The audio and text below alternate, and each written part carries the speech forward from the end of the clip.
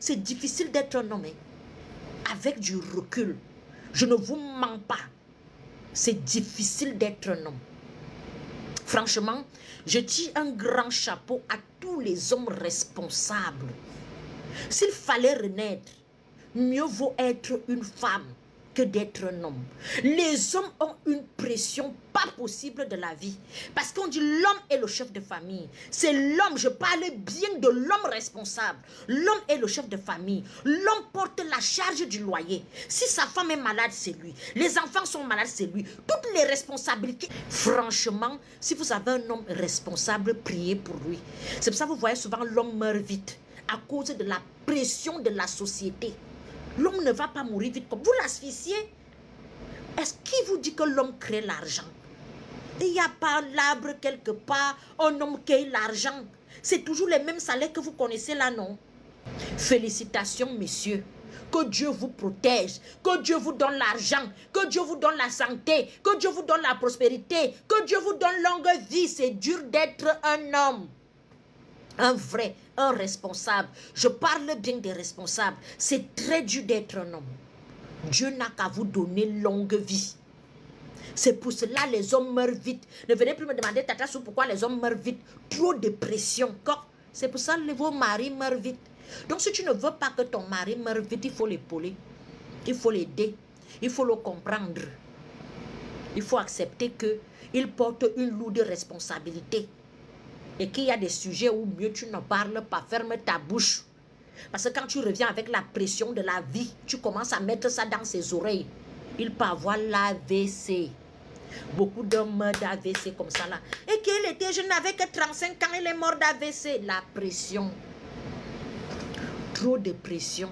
C'est pour ça les hommes, et moi j'aimerais vous dire, à un moment donné, il faut aussi être je m'en foutiste. C'est pas tout le temps que tu dois faire que oh, la belle-mère a ceci, tu donnes, ne donne pas. Tu es aussi l'enfant de quelqu'un, tu vas aller voler. Il faut parfois montrer à la belle famille que tu ne creuses pas l'argent.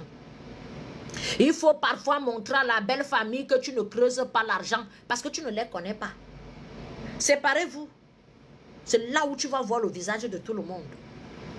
Il y a des enfants, des gens ici qui n'arrivent pas à respirer.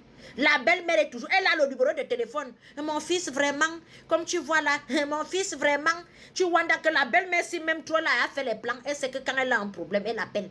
Quand elle a un problème, l'enfant de tout ne fait que prendre l'argent. Pas dire non. Il veut faire bonne impression. Il veut faire le bon beau-fils. Ne calculez pas. Parfois même, il faut dire je n'ai pas. Apprenez à dire non. Parfois même, voici la rentrée scolaire, on va te donner les petites soeurs de ta femme qui viennent habiter chez toi, refuse. Ben ouais, refuse.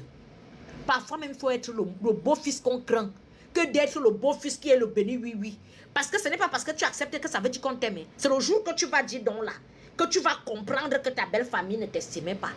Il faut dire non. Que Dieu vous accorde l'argent que vous cherchez, la chère monsieur responsable.